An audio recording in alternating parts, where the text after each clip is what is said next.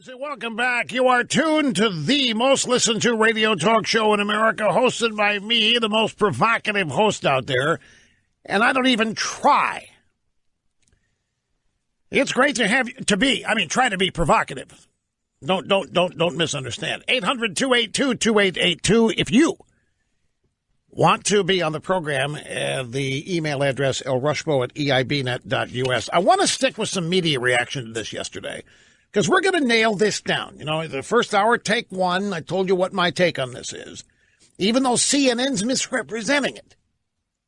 CNN's putting me in the Chatsworth Osborne Jr. category, where I think Trump sold us out. And that's not what I think happened yesterday. I've been very clear what I think happened. But CNN, eager to make it appear that Trump is losing his base. And so, grab soundbite 23. This is the most recent one. Again, back to John King's show on CNN. He spoke with their White House correspondent named Abby Phillips about conservative reaction. And by the way, you better get soundbite number one handy, because we're probably going to follow this with that. So John King says to Abby Phillips, the White House correspondent, CNN, Ann Coulter, Mark Levin, Rush Limbaugh, many others saying, whoa, wait a minute. You were our guy on this. You were build the wall anti-amnesty. Little Marco, Jeff is soft. What happened yesterday? Was that a one-day episode of the reality TV show that sometimes the Trump White House, where I need Democrats right now, so I'm going to pretend to be nicer and softer? Which is it? So you see, I've been put in that camp that thinks Trump is selling us out. Well, let me remind you, this is what I said yesterday after I had considered everything. This was my take on it. Audio soundbite number one. It was a brilliantly conceived and flawlessly executed rebuttal to this stupid wolf book. The pictures tell the tale. Trump is in the room, dominating it, controlling it. He is cooperative. He is open. He's tolerant. He's understanding. He's in total command of over 45 minutes of televised meeting on immigration. He is totally informed on the issues. So after you watch this, how would you react to anything in the Wolf Book characterizing Trump as just the opposite of this? And this was the purpose of this today. It was not about immigration. It was to counter the Wolf Book. It was to get rid of it. It was to toss it aside. It was to rebut it. It was to nuke it. It was to dispel it. It was to render it meaningless and to have it seen for what it is, a pack of lies. And by the way, I should add that a bunch of Trump critics are now very upset with the Wolf Book. Did you know this? Oh, yeah.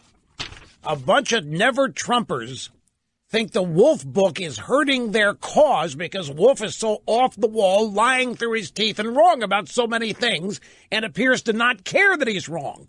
All he wants to do is sell books and get famous, and that's happening. The true never-Trumpers think that he's damaging their cause, that the Trump critics are getting more and more stupid. It's delightful. Okay, so there's my take. John King asks the CNN White House correspondent, Ann Coulter, Mark Levin, Rush Limbaugh, many others saying, whoa, wait a minute. What happened to you on us yesterday? And here's her take on it. I think it was one day of the episode of the Trump reality show, because frankly, what happens behind the scenes is going to be different from what we just saw in that room. Bingo! And there's another element of this that I think is constantly being revised and debated inside the White House, which is, at what point does Trump start dealing with his problem with independence? At what point does he acknowledge his base and try to keep them as happy as he can, but also start dealing with the middle? All right. Now, up until she got into that area, I was going to heap praise on a CNN info babe for having proper perception. The first half of the soundbite, folks, she's right on the money. She instinctively apparently understands that, hey, this was, and if you doubt it, we're going to play Trump's opinion of what he did yesterday in just a minute. Replay that for you. But she correctly identified that This is just one of many such events like this, and what happens behind the scenes is going to be far different than what happened on camera yesterday. Far different from what we saw in that room. And there she's right. But then she veers off. This is where these people, in my humble estimation, go wrong in trying to analyze Trump. Then she veers off into, when is Trump going to end the White House? At what point they start dealing with his problems with independence?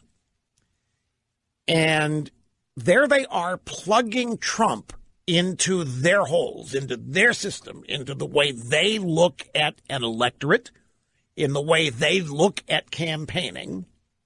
Okay, you've got to have a message for your base and hold your base, but then you got to be able to get out there and get the independent. This is why Republicans have foolishly always claimed to be for comprehensive immigration reform, because they believe they can say one thing to keep their base intact and then go out and say something a little bit different that supposedly is going to dazzle independents, or in this case Hispanics, and cause them to vote Republican.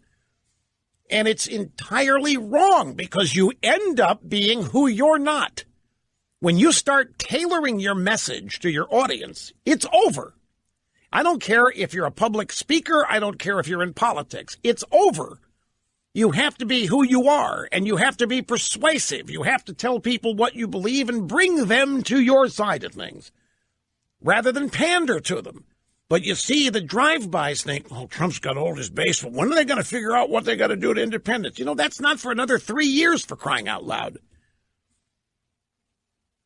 The simple answer to this, if Trump wants to get reelected, do the agenda. If Republicans want to get reelected with him, do the agenda. Just keep moving the agenda. And if it takes fooling the Democrats along the way, all the better.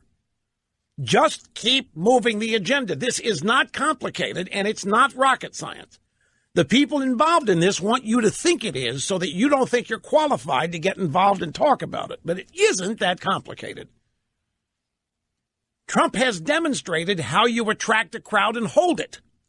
Trump has demonstrated how you create a bond between yourself, whether you're a reality TV show star, whether you're a president, a politician, how you create that bond and how you hold it.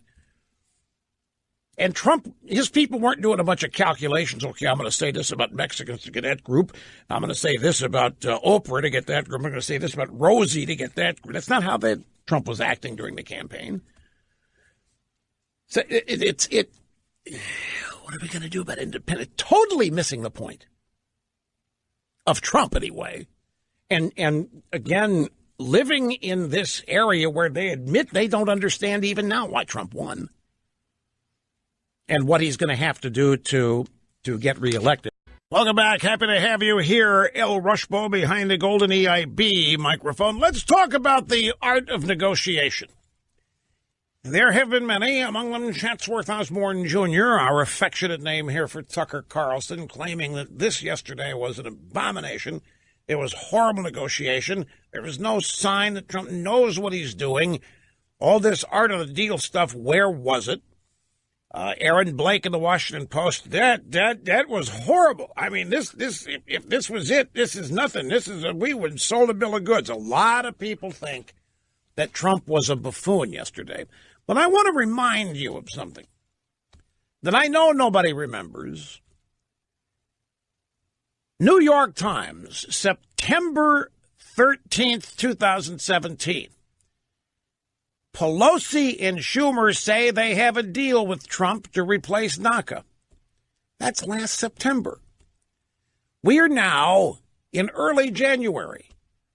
Well, if Pelosi and Schumer thought they had a deal with Trump last September to replace DACA, then why is it still an issue? What happened there? Remember a couple months ago when Trump met with Pelosi and Schumer, Chuck and Nancy? And they said that Trump had agreed to a deal on amnesty for the Dreamers.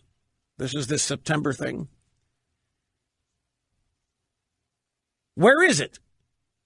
They clearly think he told them.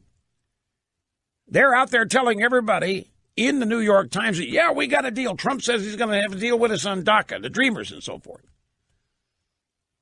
But where is it? Is Trump lying to them? Maybe. Is Trump misleading them? Maybe. In a negotiation, there's no law that says you have to be truthful. How many of you people have been involved in you know one of the greatest negotiation techniques in the world? Let's say that you're the boss and you have an employee that you think needs to be given a raise or maybe even put on contract. And you're willing to pay a lot, but the last thing you want is for the employee to know it. You know, it's enough of a concession that you're reaching out and trying to make a deal. So in a circumstance like that where you think you may be on the verge of losing any leverage because you're having to express interest in this, how do you get the leverage back? Well, there are all kinds of ways of doing it. You reach out and you get things started, and then at some point, act like you don't know what's going on. The guy shows up for the next negotiation session, and you say, why are you here? Well, we had a meeting agreed. No, we don't. I don't have anything on my calendar. Why are you here? And the employee says, we had it. No, sorry, I don't know what you're talking about. The employee leaves. You simply lie. You simply say, no, we don't have a deal. We don't have a meeting scheduled here. So the employee leaves. What the hell is going on? And in that one little moment here, if there is any leverage perceived on the part of the employee, doubt starts creeping in. Can I respect this guy? Can I trust what this guy tells me? Is this guy serious? All kinds of things. So here's Trump. How many times have Nancy and Chuck think they've had a DACA deal with this guy since last September? And what did he do yesterday? I'll sign anything you send me. I'll take the heat. And they're taking him literally. And I'm telling you, it's the worst thing anybody can do. It's the biggest mistake you can do is take Trump literally in this stuff. I'll sign anything you send me.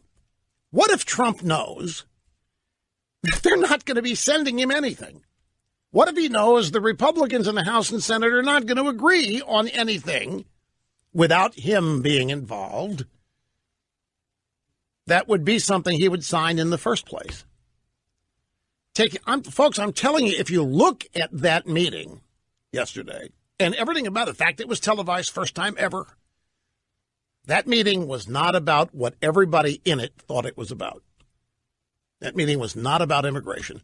Because even some of the critics last night, after they analyzed this, finally figured out there wasn't one concrete thing said in that meeting yesterday by Trump on the substance of immigration. Yeah, I'll sign whatever you send me. He can always say, I'm not signing that. Just like you can always say, no, I didn't have a meeting on my calendar with you today. What are you doing showing up? Negotiate with? No, nothing with you. I'm not signing that. That's absurd. There's no wall in it. He made it clear that it's got to have a wall. He's made it clear there's got to be security in it. But aside from that, and yet all of these critics are continuing to look at this in the only way they know how, and that is the way it's always been done. And Trump doesn't know the way it's always been done the way they do it. He knows the way it's always been done the way he does it. But there was panic. People were taking it literally yesterday, and there was some genuine fear. Oh, my God, he's selling us out. Oh, my God, this guy's been beat up so much. He just wants a little love and so forth. Many people on our side, I wouldn't blame them if they felt a little sold out. But if you go back and look, there wasn't anything really concrete that was pledged. I mean, in reality, almost every participant left that meeting wishing Trump had listed some demands, wishing Trump had put himself on the record as things he wants. He didn't. He left it totally up to them.